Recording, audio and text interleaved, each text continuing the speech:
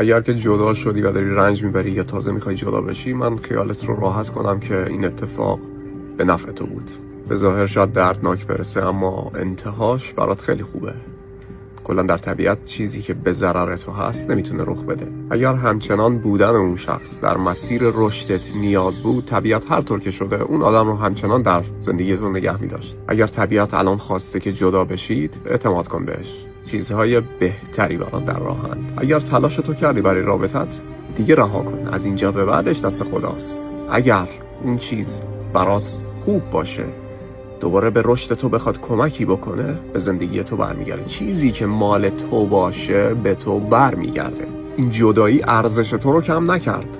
آدمی که ارزش تو رو نمیدونست رو کم کرد. به زمانبندی خدا اعتماد کنی. هیچ چیزی اشتباهی در زندگی تو نمیتونه رخ بده.